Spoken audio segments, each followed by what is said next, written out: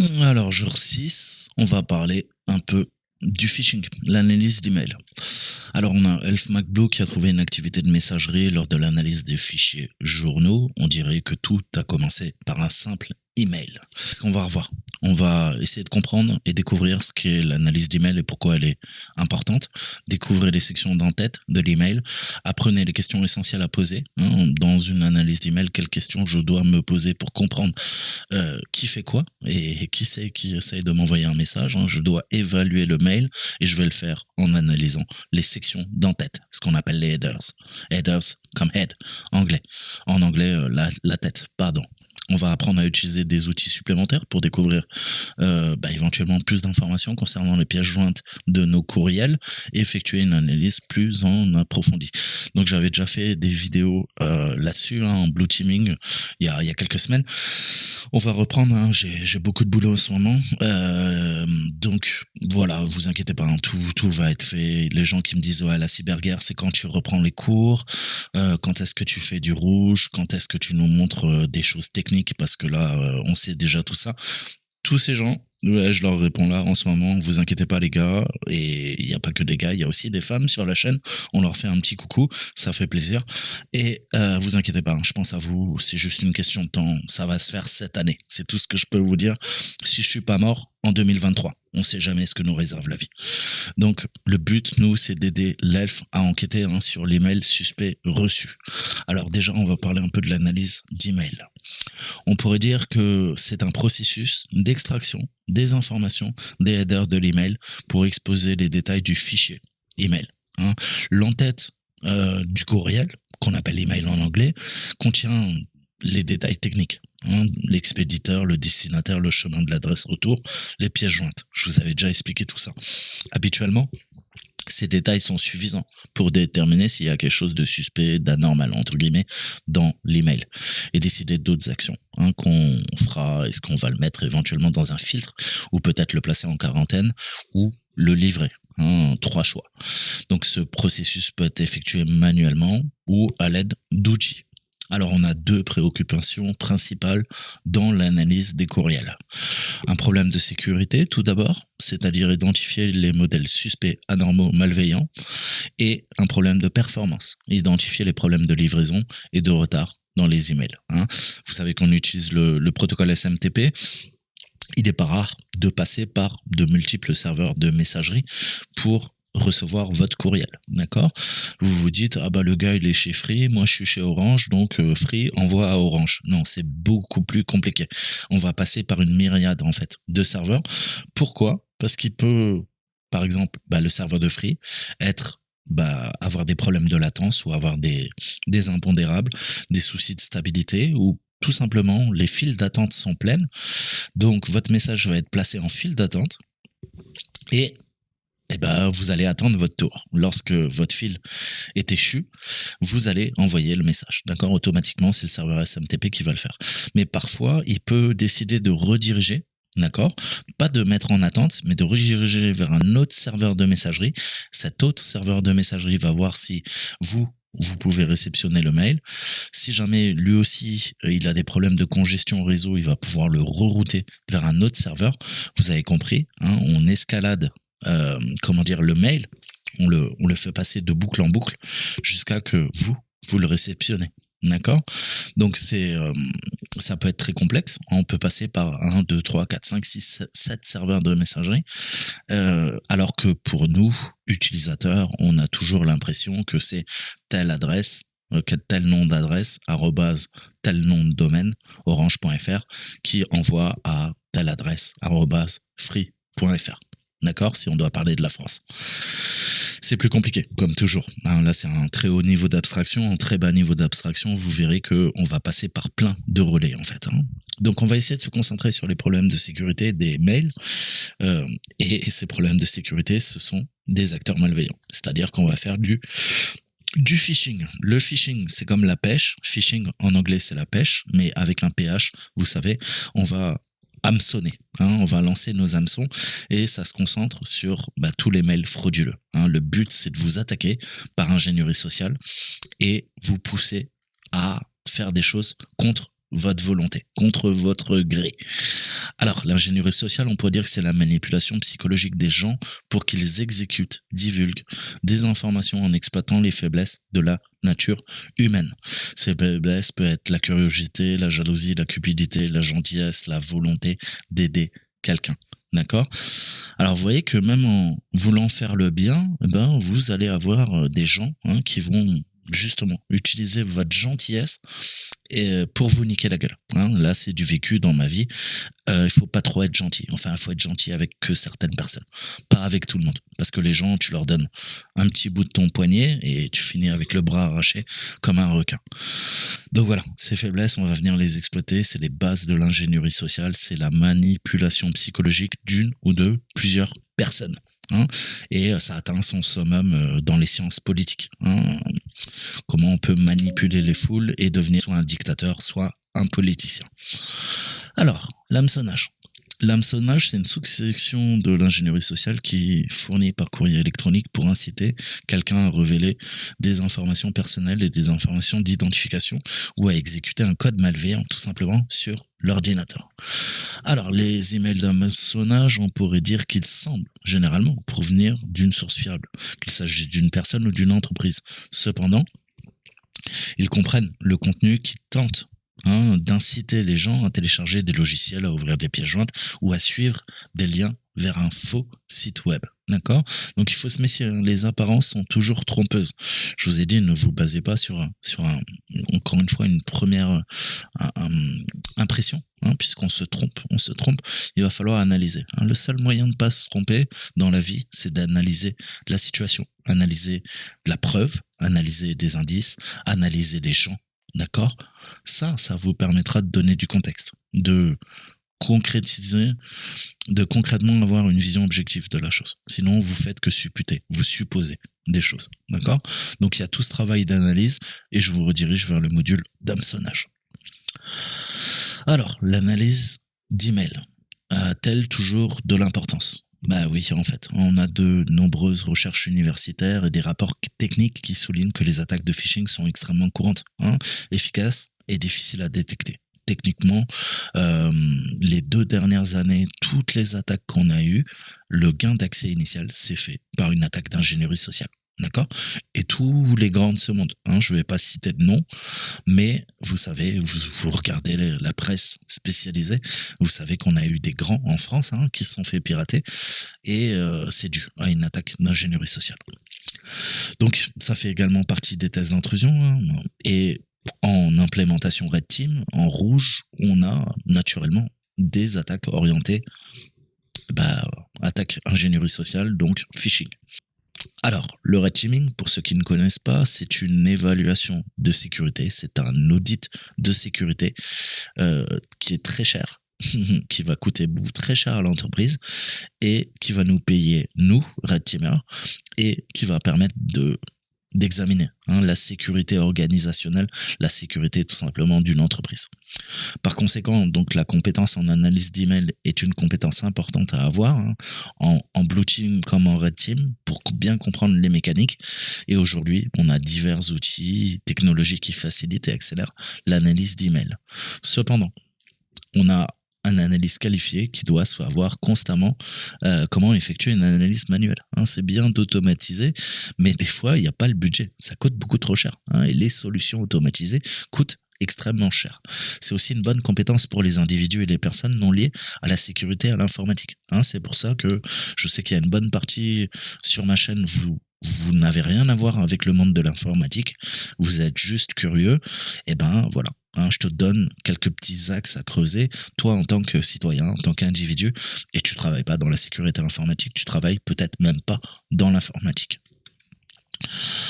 Alors, remarque importante, une analyse approfondie nécessite un environnement isolé.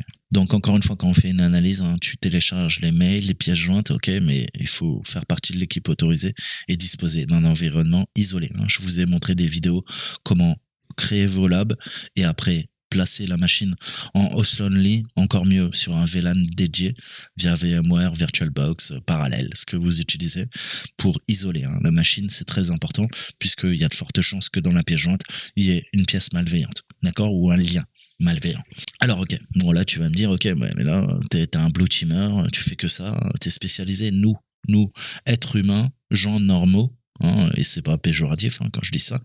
Qu'est-ce que je peux faire moi dans ma vie de tous les jours? Eh ben justement, il va falloir apprendre à évaluer l'entête de l'email en utilisant le RAW, le format brut, et effectuer des vérifications essentielles, l'expéditeur, le destinataire, le score de spam, les informations du serveur. N'oubliez pas que vous devez ensuite, en tant que salarié, informer l'équipe correspondante par la suite. Tu travailles à la comptabilité, t'appelles le service technique et tu dis, écoutez, c'est Mathilde, à la comptabilité et j'ai une pièce jointe, je pense qu'elle est suspecte, j'aurais besoin d'une analyse. Alors, comment analyser les mails? Alors, on va revoir les bases. Vous savez que le premier truc que vous recevez, tout en haut, avant d'avoir le corps, le body, vous avez des champs. Qu'est-ce qu'on appelle un champ? C'est tout simplement les informations, les métadonnées qui sont liées. En fait, il y a une structure au niveau de l'entête du mail. On va voir le header. Alors, on a le 2, vous le savez, donc on parle, généralement c'est en anglais, c'est from. Donc ça, c'est l'adresse de l'expéditeur. On a le to en anglais qui veut dire à, c'est la destination, l'adresse du destinataire, y compris les CC et les BCC. Je vous avais déjà expliqué les copies carbone, ce que ça veut dire. Je pense qu'en entreprise, vous savez exactement, même si vous n'êtes pas informaticien, à quoi ça sert. Ensuite, on a la date, la date, c'est l'horodatage, la date d'envoi de l'email. On a l'objet, très important, c'est le premier truc qu'on regarde généralement, c'est l'objet de l'email. D'accord? Attention, important, veuillez changer vos mots de passe d'ici 72 heures. D'accord? Et en fonction de l'objet, déjà, vous pouvez commencer à analyser. Alors, il faut avoir de solides connaissances en manipulation et en ingénierie sociale. Mais rien qu'avec l'objet, vous pouvez commencer à rentrer dans la tête de votre cible, de votre adversaire, et voir comment il essaye de vous influencer, en fait. Est-ce qu'il vous fait peur? Est-ce qu'il vous met en confiance? Je vous ai dit, on va jouer, je vous redirige en psychologie et en anthropologie vers la pyramide de Maslow. Allez voir la pyramide de Maslow. C'est vraiment important. Je vous ai dit qu'on a des besoins primaires, on a des besoins secondaires, on a des besoins tertiaires. La pyramide de Maslow, c'est les besoins primaires de l'individu. Toi, en tant qu'individu, pour t'épanouir au sein d'un groupe, d'une tribu, d'une société moderne, quels sont tes besoins? Et moi, je vais parfaitement apprendre à connaître tes besoins pour mieux te manipuler. C'est ce que font les méchants. D'accord? Ensuite, on a le chemin de retour. Le chemin de retour, on pourrait dire que c'est qu'on appelle le return pass. Je vous en avais parlé. C'est typiquement quand on fait un reply to, réponse, l'adresse de retour de la réponse, si vous voulez. D'accord? Donc, quand vous répondez à un email, la réponse ira à l'adresse mentionnée dans ce champ. Ça, c'est vraiment important. Attention, ça, c'est un des plus importants, c'est le return pass. Ensuite, on a les clés de domaine et les signatures DKIM. Alors, je vais survoler, je vous avais déjà expliqué ça sur les quelques vidéos que j'avais fait en blue teaming, mais les signatures électroniques sont fournies par les services de messagerie pour identifier et authentifier les emails. C'est logique. Ensuite, on a le SPF. Alors, le SPF, ça nous permet d'afficher le serveur utilisé pour envoyer l'email. Très, très important. Ça va mieux nous aider à comprendre si le serveur réel est utilisé pour envoyer l'email à partir d'un domaine spécifique. Ça, c'est vraiment important. Ensuite, on a l'ID de message, qu'on appelle le message ID. C'est l'ID, l'identifiant unique de l'email. On a le MIME, M-I-M-E, les MIME. Donc, c'est la version MIME utilisée. Je vous avais déjà expliqué, mais en gros, ça va nous permettre de comprendre le contenu et les pièces jointes non textuelles livrées. D'accord? Je vous avais dit que même si vous récupérez une pièce jointe, elle a été transformée. Pendant le transport, elle a été transformée 2 fois. D'accord? Je m'explique. Je t'envoie une vidéo.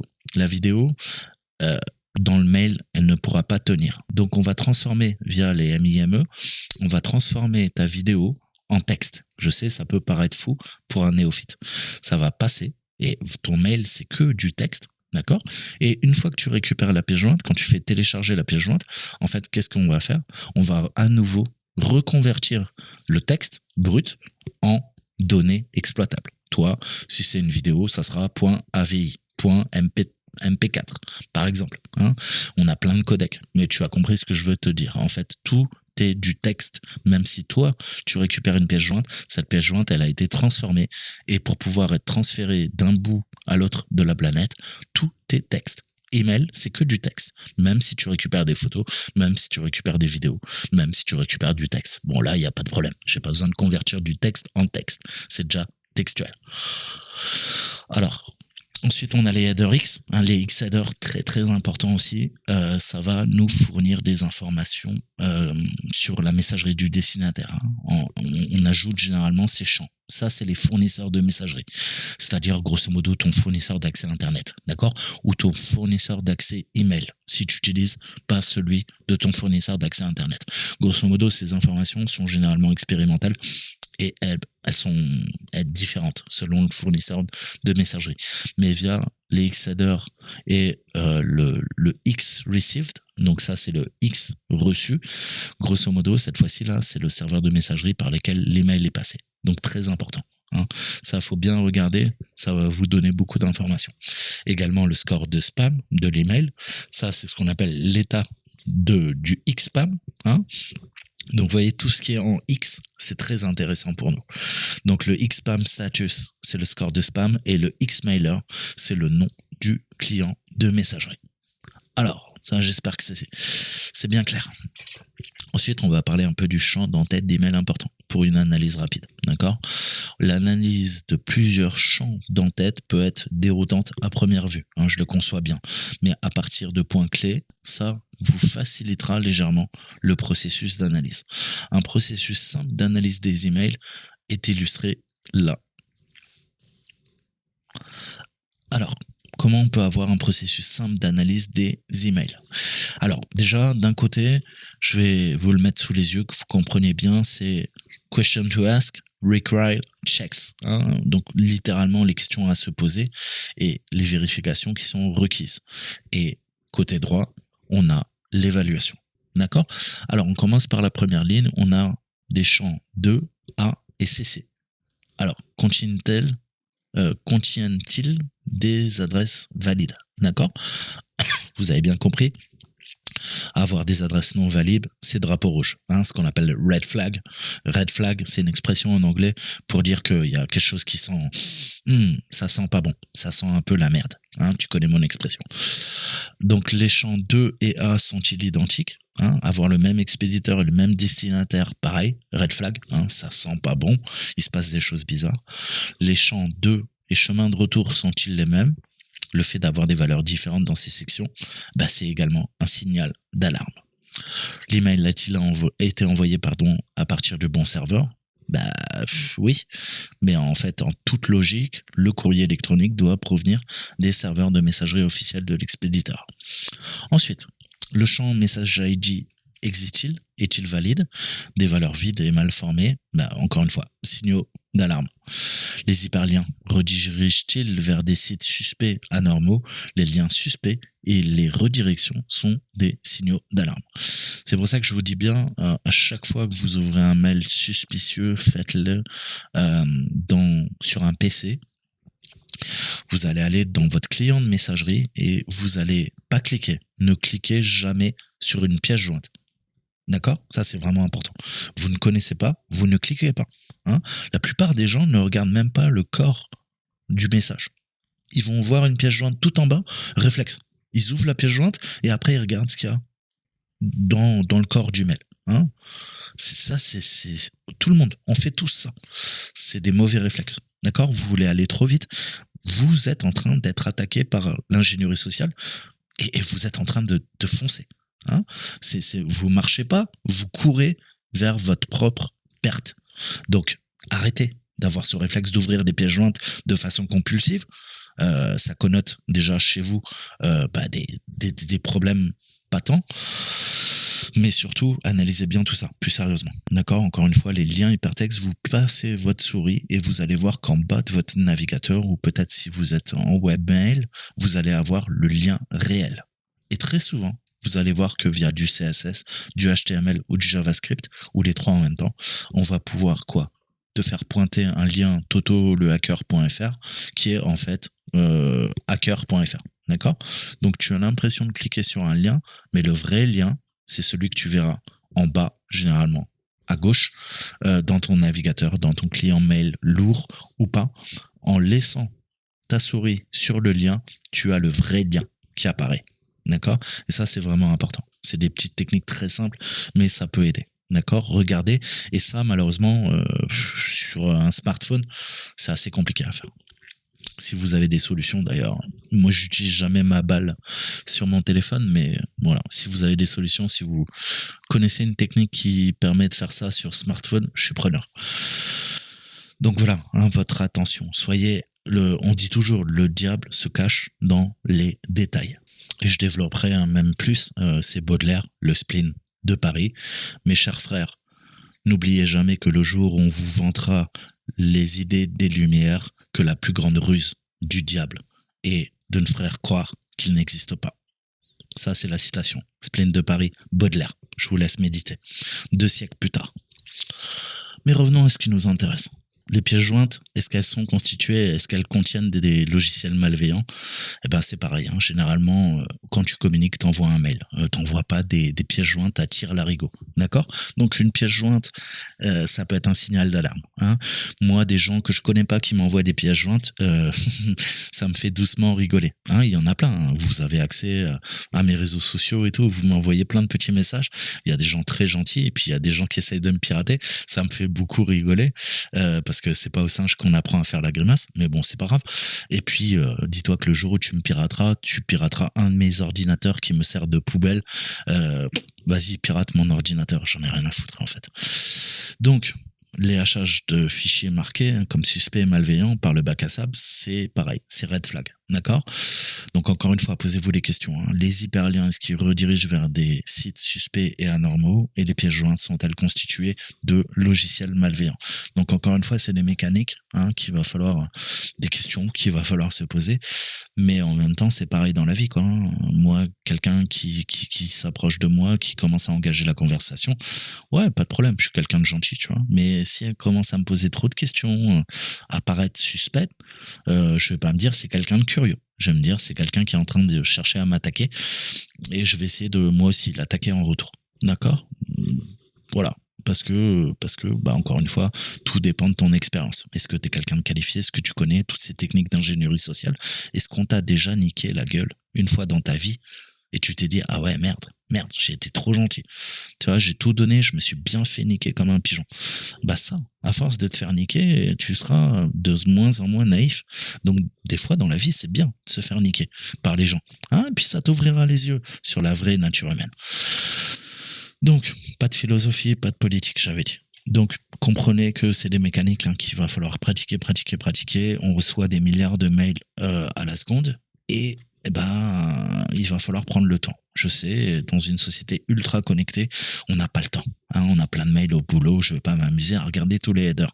Oui, mais une adresse que tu connais pas, une pièce jointe, déjà, tout de suite, soit tu escalades au service compétent, soit tu ne cliques pas sur la pièce jointe, soit 3, tu commences toi-même à utiliser Sublime Text, ça suffit. Et tu vas regarder si on peut analyser le header via Sublime Text. Tout le monde connaît Sublime Text. Si tu as fait un peu de dev, tu connais Sublime Text. Donc voilà, un simple éditeur de texte va permettre de mettre en évidence et de repérer les détails de l'entête. On va télécharger le header et on va l'analyser, tout simplement. Alors là, vous avez un exemple sous les yeux.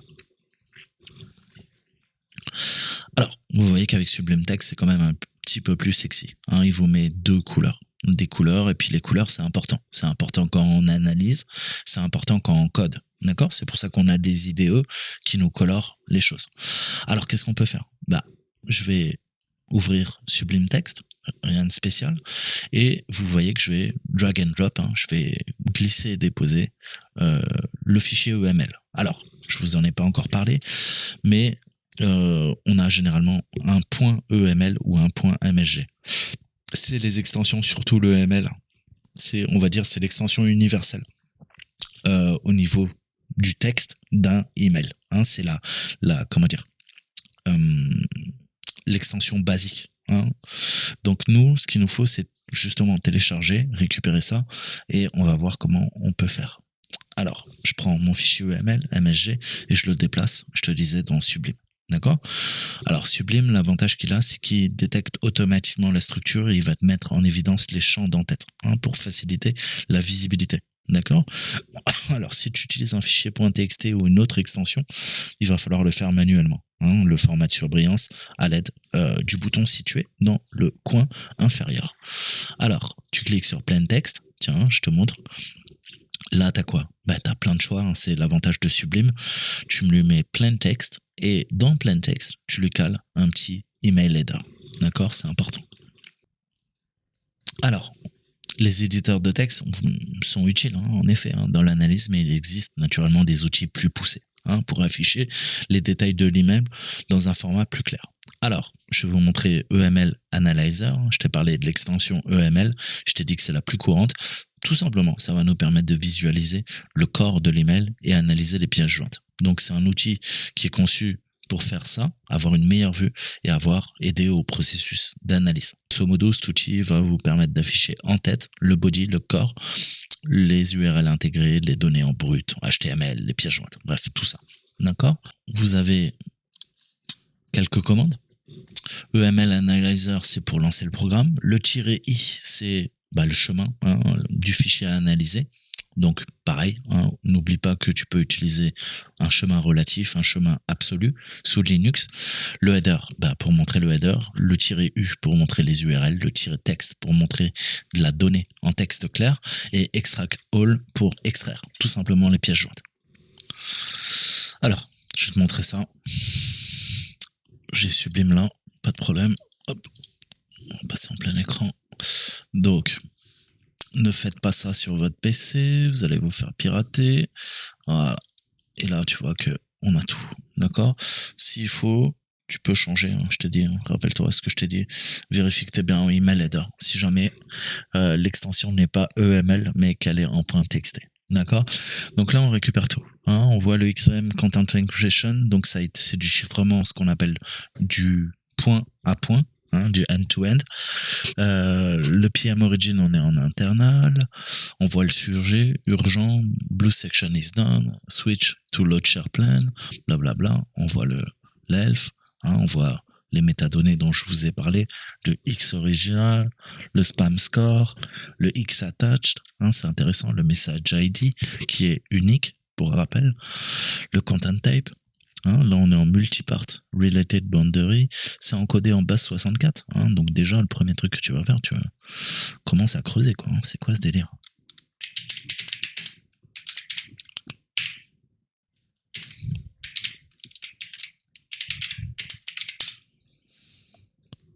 D'accord, donc je viens de décoder.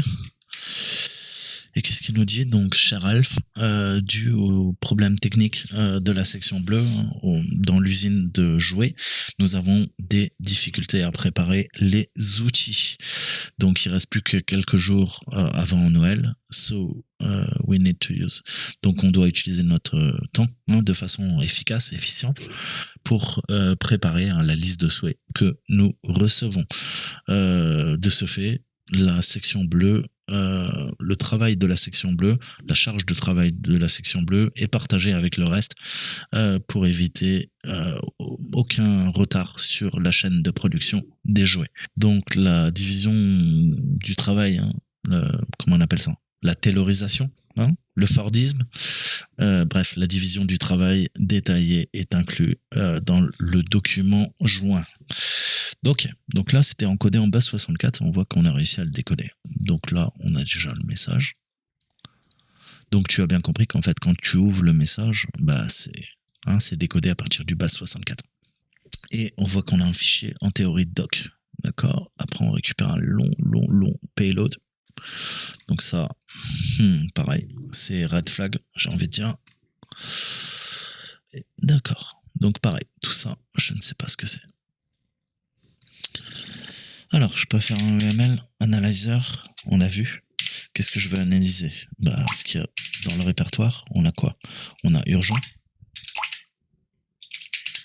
D'accord. Qu'est-ce que je peux lui dire? Ça, déjà? Ok. Je vais lui faire un -i, un -header, pardon. Donc, je vais lui faire un -header pour voir les headers. Il n'est pas content.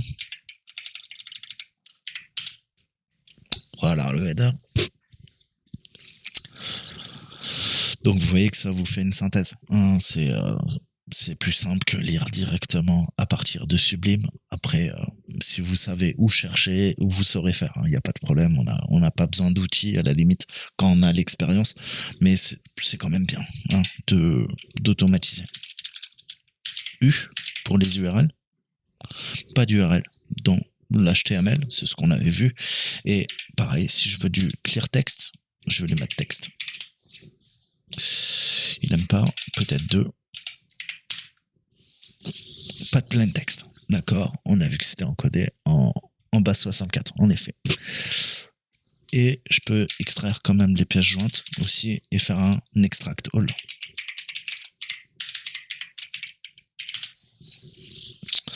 Voilà, on a notre fichier doc MS Word et à mon avis, vous l'avez bien compris, il est malicieux. On retrouve une division du travail. C'était le message hein, qu'on avait d'ailleurs. Donc là, on récupère les premières informations. On va peut-être pouvoir répondre aux questions qu'on nous pose. Alors, on nous dit quelle est l'adresse email de l'envoyeur. Très bonne question. Alors, la return address. On a vu que deliver to, c'est elf all, Santa Claus. Par contre, le return pass, tu vois, le X original to, comme je te disais, ça tape sur cette adresse. Ça tape bien sur cette adresse. Par contre, quand je fais quoi? Je fais mon return pass, l'adresse, elle change. Mais qu'est-ce qui se passe? Qu'est-ce que je t'ai expliqué? Tu te rappelles? Au tout début, qu'est-ce qu'on a vu sur le return pass? Je t'ai dit que c'était quand tu fais reply to, tu réponds à cette personne. Pourquoi tu réponds à une adresse mail qui est différente que la personne qui t'a envoyé le mail? D'accord? Je comprends pas. C'est Chief Elf qui t'envoie et quand tu lui réponds, ça, c'est Murphy Evident Bandy Yeti. T'as bien compris que ça a été spoofé. Hein, il y a une usurpation. Donc là, je comprends pas. Hein. À la demande de quoi? Du chef des elfes. Et on voit que, ok, tous les elfes, par contre, là, on arrive sur un domaine qui s'appelle Bandy Yeti. D'accord? Donc on voit que Bandy Yeti l'a pété. Là, ils sont en train de rediriger. Après, on a notre score de spam. Si on regarde bien, tu vois qu'il est là. 3. Hein. Donc, pareil, hein, pas très bon. Donc, je vous mettrai des liens, traduisez les pages en français hein, pour mieux comprendre ce concept. Mais grosso modo, on a plusieurs headers hein, qui nous intéressent. Et le spam score, hein, plus que 9, eh ben, c'est rejeté. D'accord? Donc là, tu vois qu'il est à 3. Comme je t'ai dit, hein, ça s'incrémente. Donc, pour l'instant, il n'est pas notifié en tant que spam, mais plus il va être renvoyé, c'est ce que je t'expliquais dans mes précédentes vidéos en Blue Team, je t'avais fait une vidéo sur le phishing, ça va être incrémenté le compteur. Et à partir du moment où il est à 9, d'accord, tu pourras plus l'envoyer. Hein, il va être bloqué par les filtres anti-spam. D'accord, donc on a des headers qui sont très importants, Xspam status, Xspam score, Xspam catégorie, Xspam reason. Hein, on a aussi parfois la raison. Pourquoi? Eh ben, c'est spammé. D'accord? Alors, pour résumer, le Xspam score, il peut monter. Hein. Je t'ai dit que là, la valeur maximum, c'est de 0 à 9. Mais le Xspam score, il peut monter jusqu'à 300, 400, 500, 600. Et les Xspam score, Xspam reason et catégorie, c'est tout simplement les filtres anti-spam hein, de vos fournisseurs d'accès Internet qui filtrent tout ça grâce à ces indicateurs. D'accord? Donc, au-dessus de 300, on est sûr que c'est du spam. Entre 50 et 300, c'est sûrement du spam. En tout cas, ça a l'air assez agressif. Entre 100 et 300, c'est moderate. Et probable spam, relaxed, entre 150 et 300. Alors comment ça marche? Bah techniquement, je vous redirige vers les articles que je vous mettrai, mais tout ce qui est moins que le score actuel hein, du spam probable est considéré comme un message légitime. Donc si on a 300 de spam, c'est un spam, c'est notifié en tant que tel. Si on est en dessous des 300, bah en fonction, hein, ça sera plus ou moins vrai. Donc voilà, je vous mettrai 2 articles hein, pour bien comprendre ça. Lisez-les, comprenez-les. Ça vous servira tous les jours, encore une fois. Alors, on nous dit, c'est quoi le message caché dans le champ message ID? Bah écoute, j'en ai aucune idée. On va le décoder. Echo, tu m'affiches une chaîne de caractères, c'est ça. Invalid put, il aime pas. Qu'est-ce qu'il aime pas? Ah oui, pardon. C'est nos séparateurs. Hein. Ouais. Et oui, puis j'ai oublié encore un truc. Non. Si, c'est ça. Voilà. AOAC 2022 Email Analysis. Maintenant, on va utiliser d'autres outils. Hein. Je vous ai parlé de virus total. On a beaucoup de choses en fait qu'on peut faire. Donc prenez ces automatismes, hein, contrôle de l'éditeur du destinataire, contrôle du chemin de retour, contrôle du serveur de messagerie, contrôle de l'ID. Il y a beaucoup de choses. Hein. Et puis les pièces jointes, tout ça. D'accord. Alors, il faudra faire le LOSINT. Hein, ça va nous servir pour justement savoir la pertinence et enrichir nos recherches. Et éventuellement, est-ce que je peux pas utiliser des sites et juger de la réputation de l'adresse de l'envoyeur. D'accord. Et puis aussi l'adresse que j'ai dans mon return pass. On a vu que là, je suis redirigé vers Murphy. Evident. Donc, on va aller sur email rep, qui est pas mal, qui tout simplement est quoi? Fait de la réputation d'email. Qu'est-ce que je peux lui dire? Qu'est-ce qu'on a vu? Qu'est-ce qui est important? Là, en l'occurrence, on va regarder. Donc là, on voit que c'est risky. Il nous dit qu'il n'y a pas d'enregistrement MX valide, et que ça peut être éventuellement été spoofé. D'accord. Donc là, on voit, il fait un curl, et via l'API, on récupère, ça doit être du JSON, ou en tout cas, on est avec une interface de programmation qui nous récupère tout, JSON, XML, peu importe. Donc là, on voit tout, les blacklists, les mails. Ok. Donc ça, déjà, ça nous dit risky, c'est pas bon, ça sent pas bon. Pareil, on est en risque, d'accord. Est-ce que c'est suspicieux? True. Donc, pareil. Aucune réputation, suspicieux, true. D'accord.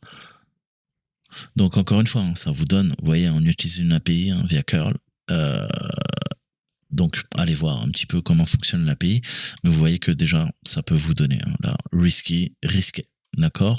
Et encore une fois, pareil, pas de MX record, cette adresse n'est pas livrable, c'est-à-dire qu'elle n'existe pas en fait, et le domaine a une faible réputation, d'accord. Alors, on n'a pas observé cette adresse mail sur Internet, et il n'y a aucun profil de service majeur de GAFAM, tel que LinkedIn, Facebook ou iCloud, qui l'utilise. Donc, ce manque de présence digitale indique simplement que c'est une nouvelle adresse, mais c'est quand même typiquement suspicieux et risqué. D'accord. Donc vous voyez comment on peut commencer à dégrossir. D'accord. Donc je vais faire pareil et on va aller sur notre ami virus total. Donc virus total, encore une fois, on a plein d'outils en open source. Le but, c'est de trouver toutes les URL suspectes, les adresses IP suspectes et utiliser ces outils au SYNT. Inquest, virus total, on a plein de services que je vais vous montrer brièvement. Je vous laisserai vous entraîner et faire des tests par vous-même. Virus total, vous le connaissez tous. Ensuite, on a Inquest. D'accord? Donc, File Detection and Response, Inquest, pareil. Vous pouvez aller voir comment ça se passe. Vous voyez que c'est utilisé par l'armée américaine, le NRO qui est l'agence la plus puissante, encore plus puissante que la CIA et la NSA, que vous ne connaissez même pas, qui a des satellites capables de lire ce que vous tapez sur votre écran en orbite basse. Donc, voilà, ça c'est Inquest. On a quoi? On a IP Info, .io. Voilà, donc une petite adresse là qui me vient, Akamai, Philadelphie. C'est un des CDN qui gère un des serveurs de la NSA d'ailleurs, pour information. NOC, United States, Akamai, US Pennsylvanie. D'accord, donc voilà. On voit que ce qui gère ça, NSA, gov, edgekey.net. D'accord. Donc, pour récupérer des informations sur les adresses IP, on a la réputation de Talos. Voilà. Donc, pareil. Adresse IP, qu'est-ce qu'on peut faire?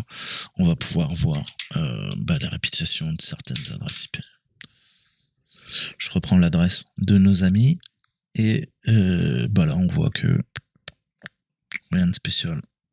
À mon avis, c'est censuré, hein. Comme je vous ai dit, on sait, c'est le gouvernement américain qui tourne derrière, hein, le complexe militaro-industriel. Donc, je pense que Cisco, qui fait partie du complexe militaro-industriel, ne donne pas les informations. D'accord?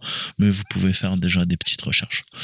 Ensuite, on a quoi? On a Earl Scan IO.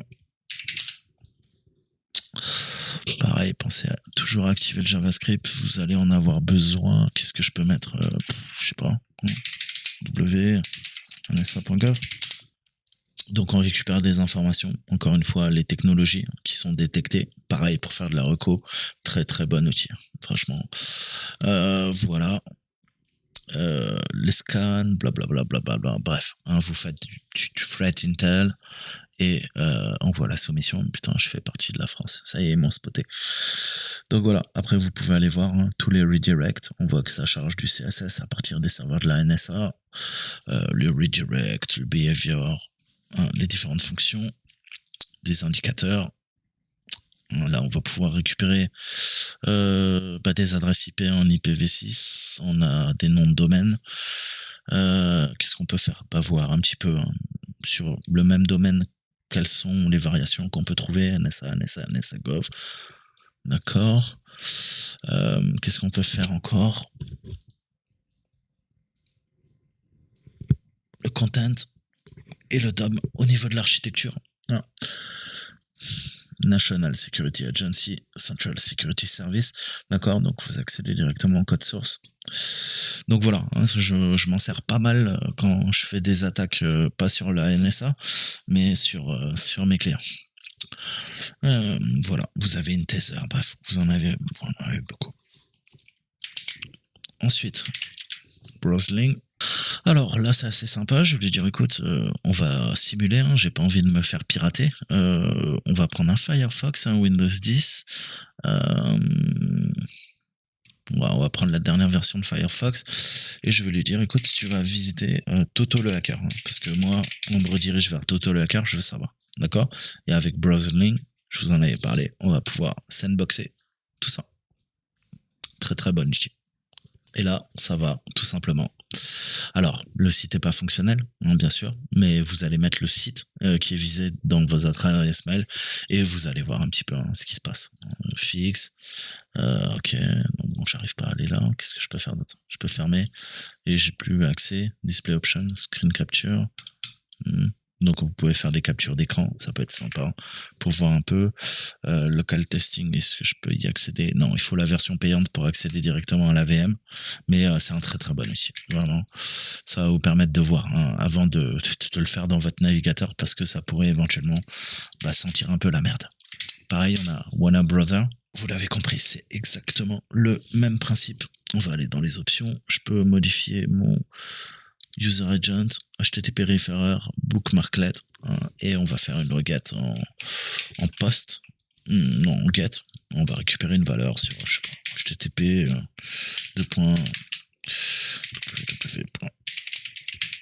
je préfère. Ça simule n'importe quel navigateur web et vous récupérez les headers. Vous voyez ça, on a le body, hein, de la réponse.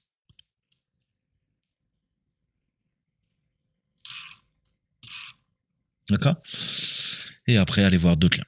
Donc pareil, hein, c'est la conjonction de tous ces outils qui vous donneront une vision holistique du sujet et puis en apprendre un peu plus. Donc là, il y en a plein, hein, des sites, on vous donne que cela, mais vous avez bien compris que c'est utile. Alors, après avoir terminé les vérifications initiales qu'on a fait et que je vous ai présenté maintenant ces sites, on va continuer l'analyse du corps et des pièces jointes, d'accord? Alors, on va essayer de se concentrer sur le corps de l'email et des pièces jointes, spécifiquement. Donc, l'exemple n'a pas d'URL, on l'a vu, hein, seulement une pièce jointe. Donc, on va calculer la valeur de hash, d'accord? On va faire une empreinte, si vous voulez, un fingerprinting du fichier, et on va le passer sur des sites VirusTotal. On va utiliser VirusTotal pour voir un petit peu la réputation des fichiers, d'accord? Alors, tu comprends bien que si je fais ça, je n'ai pas besoin de quoi?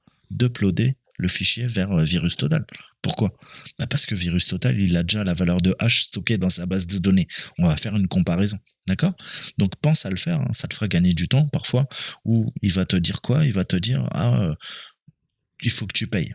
Tu peux pas uploader plus que 16 MO, un exemple, ou 130 MO, peu importe. Là, comment tu peux contourner la limitation? Tu vas faire du hacking. Ok, tu veux uploader un fichier de 2 gigas, VirusTotal te bloque. Comment tu peux lui niquer la gueule? Bah, tu vas hacher le fichier de 2 gigas, tu vas récupérer la valeur de hash, MD5, SHA-1, SHA-256, ce que tu veux, peu importe l'algo, et tu vas le mettre dans VirusTotal. D'accord? Et sans que, toi, tu puisses uploader un fichier sur les serveurs de VirusTotal, il y a peut-être un gars qui a un abonnement qui, lui, a pu, avant toi, uploader le fichier, peut-être. Il a voulu faire des tests, tout comme toi. Tu vois? Donc, pense à détourner, encore une fois, hein, c'est le principe du hacking. On te dit que c'est pas possible, trouve d'autres solutions. La solution, c'est quoi? Des valeurs de hash. On va comparer que du hash. On s'en fout d'uploader les fichiers. Récupère la valeur de hash. D'accord? Et ça ira plus vite. Tu verras. Alors, comment on peut faire ça? On va utiliser, on en a plein. Hein. On a MD5SAM, on a SHA-256. Je vais vous montrer tout ça. Donc, il nous faut récupérer la valeur de hash. On a récupéré l'email attachment. Il m'a créé un dossier spécial. Ok. Bon, t'as bien compris que je vais m'amuser à l'ouvrir, mais qu'est-ce que je peux faire? MD5, SAM? Ouais, MD5 SAM, plus quoi? Le nom du fichier. Voilà, t'as ton hash. Qu'est-ce que tu veux de plus? Tu veux autre chose? Tu veux du chat? SHA-1 SAM? Ouais, exactement la même chose. Voilà, tu viens d'avoir maintenant, non pas un hash MD5, mais un hash SHA-1. Tu veux un SHA-256? SHA, 256 SAM sur division. Tu veux quoi? Un SHA-512? Somme, tu fais la somme. Voilà. Et c'est ce que je te disais.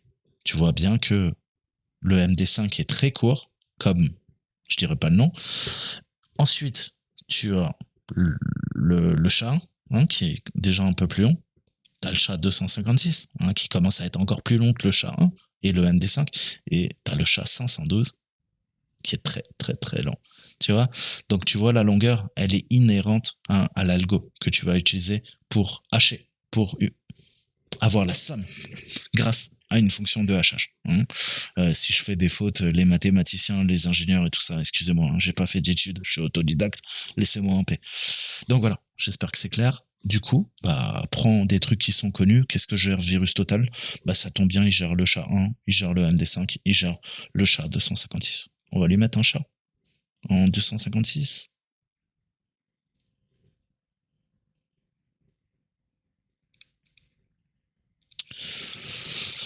Ok.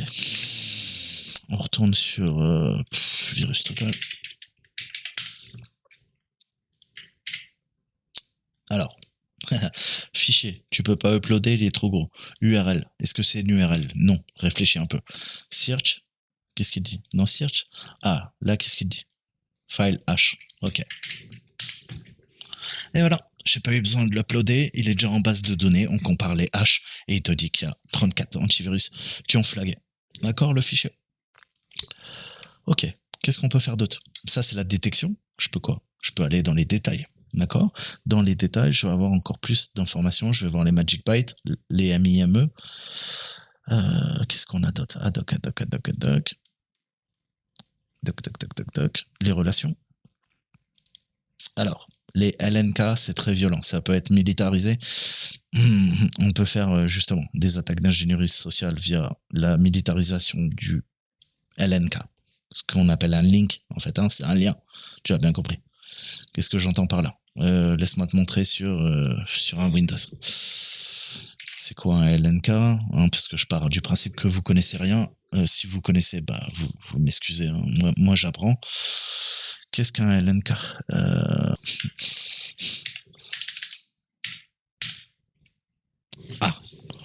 Tu vois que dès que je le renomme en LNK, qu'est-ce qu'il y a? Il y a une sorte de chaînon là. Le chaînon, ça veut dire que c'est un lien. C'est un lien et ça pointe vers quelque chose. C'est du Windows. Et donc, c'est un fichier avec cette extension, d'accord? Le Linker Responsible File. Alors, on a du RT-Link, on a du Linker Script. En tout cas, tout ce qui est LNK, c'est depuis Windows 95, d'accord? Et en gros, ce sont les shortcuts, c'est-à-dire les raccourcis, d'accord? Et ces raccourcis, malheureusement, on peut les militariser.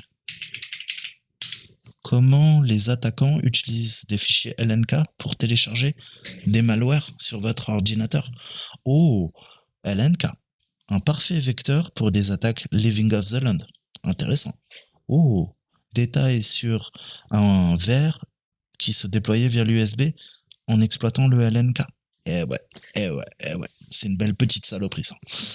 Donc voilà. Allez faire vos recherches. Il y a que comme ça que vous comprendrez. Vous aurez une vision holistique. Comment font les méchants, comment nous on se protège et quels sont les TTP des méchants. Pourquoi ils utilisent le LNK, qu'est-ce que le LNK et après comment je peux, comme toute technologie, je vous le répète, le militariser pour faire de la cyberguerre. Parce qu'on vit pas dans un monde de bisounours et malheureusement, c'est pas moi qui ai décidé ça. C'est le monde qui est comme ça. Donc voilà, j'espère que vous commencez à avoir ces mécaniques. Il va falloir pratiquer. Il n'y a pas de secret. Qu'est-ce que je vous disais d'autre? Les relations. Les relations, le comportement aussi, ça peut être très intéressant. Qu'est-ce qu'il fait là, techniquement? Racing move, c'est quoi ça? Attends, je comprends pas. Oula, il fait des choses bizarres. Donc là, ça a été sandboxé. Ok, le premier sandbox qui s'appelle C2A2, il me dit quoi? Il utilise SVC host. D'accord. Vers SVC group, c'est quoi ça? Moi, je connais pas. Vous connaissez ça? C'est quoi ça? Oh, ah ouais, d'accord. Encombrant, d'accord. Oui, tu sais qu'SVC host. Ok. Donc oui, on va se servir de SVC host pour injecter là-dedans le payload. Ensuite, qu'est-ce que ça fait? On utilise des variables d'environnement, on va dans Microsoft Office, WinWord. Bah oui, forcément. Pourquoi on a le process tree? Parce qu'on a ouvert le fichier. Le fichier, c'est quoi? C'est un fichier qui peut s'ouvrir que sous Windows. Et sous Windows, qu'est-ce qu'on utilise essentiellement? On utilise Office. D'accord? Donc c'est comme ça que vous allez pouvoir... il utilise Office, ce qui est logique, enfin WinWord. Ensuite, qu'est-ce qu'on a? System32, DLL host, pas bon, injection de DLL, d'accord? Et ensuite, très très bonne question, qu'est-ce qu'il fait là? Militarisation du WMI, d'accord? Je vais faire mes recherches, ça a l'air un petit peu bizarre. Et l'autre, c'est quoi? Qu'est-ce qu'on a vu? WMI encore? Ah ouais. D'accord. Donc c'est pas lié à un Troyen. C'est légitime. Mais par contre, quoi? Bien sûr que ça peut être militarisé. Ok? Le WMI, c'est très furtif. Et c'est ce qu'on utilise en Red Team pour attaquer. Le WMI, c'est un mais de choix pour lancer une cyberattaque sur un ordinateur Windows. Donc voilà. Et vous voyez que vous pouvez pas tout connaître. Et c'est comme ça que vous allez accroître vos connaissances sur Windows. D'accord? En creusant, en apprenant, ok, c'est quoi ce composant? Ok, comment ça fonctionne? Qu'est-ce que je vais pouvoir faire? Il y a Sens qui a écrit un article. D'accord? Ça permet la communication entre le système d'exploitation et le WMI. Bref, je m'arrête là. T'as bien compris. C'est le principe des attaques living off the land.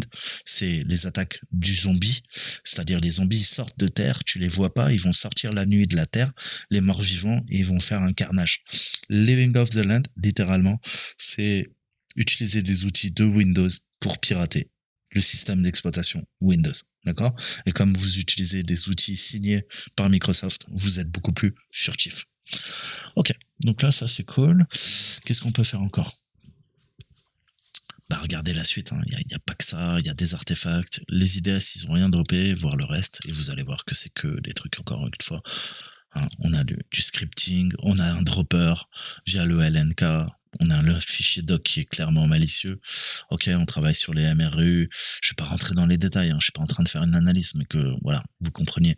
On a toute la partie client télémétrie, Windows Office, Resiliency, Recovery. Enfin voilà, il y a des trucs qui devraient quand même vous faire vous poser quelques questions.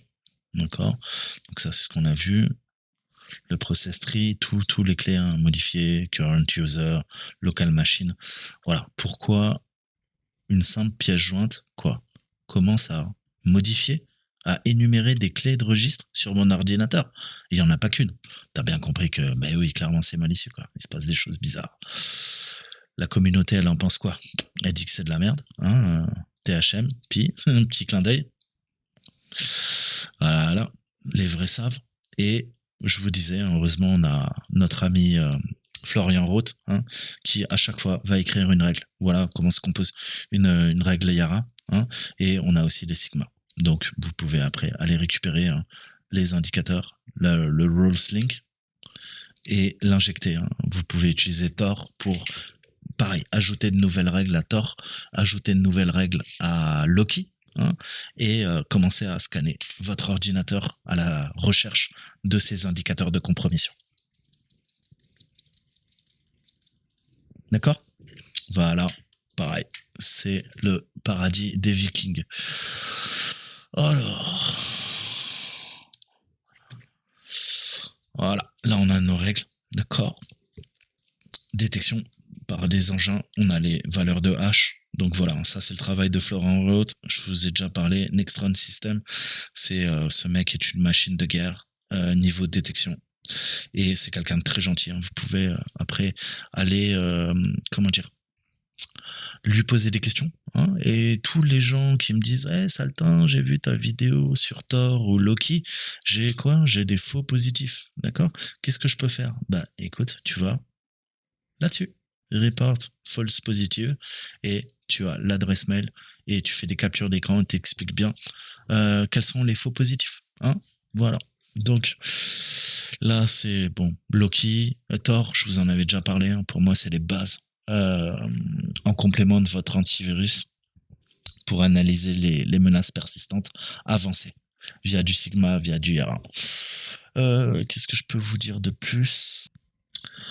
Ok, donc on est sur InQuestLab, on a l'indicateur lookup, hein, tu vois que je peux taper IP, URL, domaine, pareil, et bah on va chercher également notre valeur de hash et voir lui ce qu'il nous trouve. Alors vous voyez que vous avez plein de choses, hein. Vous avez du Deep File Inspection, du DFI, les indicateurs de compromission, pareil, très très bon site, mettez-vous-le absolument, les règles Yara, c'est un très très bon site. D'accord. Expression régulière, vous allez pouvoir générer même vos propres règles Yara, du InQuest, les IOC, hein, tout ce qui est indicateur de compromission. Bah justement, on va vérifier les hash pour faire du threat hunting, du threat intel, du malware analysis. Hein, ça, c'est un outil que vous devez parfaitement maîtriser. Alors, on va récupérer nos valeurs de hash. Voilà. Donc là, qu'est-ce qu'on voit ? On voit un curl, hein, déjà qui pointe. Donc là, visiblement, il y a l'API qui se met en branle. Donc là, je suis dans IOC, ouais, mais on va taper là-dedans. Pardon, excusez-moi, je suis fatigué. Donc on va aller là-dedans. Voilà ce qu'il nous trouve. 22, 11, 23, malicious. Donc là, c'est flagué, hein, confiance à 99%, donc c'est sûr. Catégorie macro enter, vous pouvez aller creuser. Hein. Qu'est-ce qu'un macro enter ? Quelle est la rôle ? Et là, vous voyez, bah tiens, une règle. Hein, pour choper, qu'est-ce qu'on fait ? Bah, on va choper des chaînes de caractères. Voilà, les chaînes qu'on chope. Hein, et ça sera intégré dans le macro. Hein. On a une H1, une H2, et on va essayer de récupérer le string, littéralement, hein, avec des conditions. Donc, vous voyez, les règles Yara, c'est compliqué, mais ça peut être très simple. Hein. C'est juste, ni plus ni moins que le principe de règles, hein, ça fonctionne un peu comme du XML ou du JSON. Hein. On va donner les informations, on a la méta, les strings, les conditions, et c'est ça qui va nous permettre de détecter, d'accord ? Plus encore qu'une signature, hein, puisqu'une signature, c'est un hash, une fonction de hachage. Là, littéralement, on va aller chercher dans le code source des patterns, des motifs récurrents, variables, valeur de la variable, des constantes, etc. Pour quoi ? Pour savoir éventuellement s'il n'y a pas des choses bizarres. Et vous voyez que des règles Yara, il y en a plein. Yara rules. Hein. C'est ça qui fait fonctionner la planète entière. Hein, les Yara et les Sigma. Donc voilà, allez voir ce repo hein, qui est excellent, qui vous donne plein de ressources hein, en Blue Team pour comprendre hein, comment se protéger et puis comprendre les attaques. Donc on a vu que c'était risky hein, au niveau de la réputation du mail. Maintenant, on va se focaliser sur, on l'a fait, hein, notre chère pièce jointe. Et je vais répondre aux questions. Si jamais vous êtes bloqué, quel est le nom de la pièce jointe ? Très très bon, on l'a là. Ça, c'est pas bien compliqué. Et la valeur de hash de l'attachement. Alors, la valeur de H, tout va dépendre. Je pense qu'il parle du MD5. SHA-256, je pose. Donc oui, quelle est la valeur de H de la pièce jointe? Il parle du SHA-256 si jamais vous êtes bloqué. Ensuite, donc dans VirusTotal, si on y revient, donc si on doit regarder par exemple les techniques MIRT, je vous ai dit c'est le comportement, on descend, et on voit que on a quoi? On a tactique, technique, on a quoi? On a la TA2, exécution, et on a évasion, défensif, d'accord? De créer des fichiers à l'intérieur du répertoire de l'utilisateur, et on a des macros VBA en virtual basique, visual basic, pardon, qui sont encapsulés, qui sont embedded, qui sont embarqués directement, donc ça pue la merde. Et puis voilà, suspicious string, la totale, d'accord? La deuxième tactique, pardon, utilisée, c'est l'évasion, c'est la TA 005. Donc c'est du defense, évasion. Alors si je reviens sur, donc on a vu que c'est du macro hunter, le, comment dire, la sous-catégorie, subcatégorie, on voit que c'est du macro hunter. Donc là, qu'est-ce qui se passe? On a là toute la logique au niveau du DFI, du Deep File Inspection. Donc là, on va regarder en bas niveau. On voit qu'il y a clairement des techniques d'offuscation. Voilà, on utilise donc de toute façon, pour faire ce type d'attaque, on va utiliser deux moteurs de scripting. Pour attaquer votre ordinateur, on va utiliser le WScript et on va utiliser le C-Script. Windows, Script, Host. Je vous laisserai regarder, je vous mettrai, et le C-Script. Qu'est-ce que le C-Script? Pareil, processus Windows, d'accord? Donc grâce à ça, c'est typiquement des trucs qu'on utilise, console, base, script, host, pour attaquer votre système. Qu'est-ce qu'on a d'autre? On a les métadonnées. Donc voyez, c'est plutôt bien foutu, le curl via l'API. Qu'est-ce que je peux récupérer comme d'autres informations? Copy content, on a trim. Il n'y a pas d'autres onglets. On peut télécharger, on peut regarder quoi? Quelques pages du document. On voit que ça bug. Voilà, qu'est-ce qu'on peut dire de plus? Je crois qu'on a fini, les amis. J'espère que ça vous a plu, ça vous a appris des choses. Je vous redirige vers le module phishing aussi, si vous l'avez pas encore fait. Je l'ai pas encore fait, je le ferai pareil, dans les semaines, les mois qui viennent. On va revoir les bases, vous inquiétez pas, c'est loin d'être fini. Il y a encore 10 ou 15 000 vidéos sur ma chaîne YouTube que j'ai pas encore sorties pour vous apprendre la cybersec, et pas que. 3 petits points, fermez les guillemets, je vous dis à très bientôt. Ciao, ciao.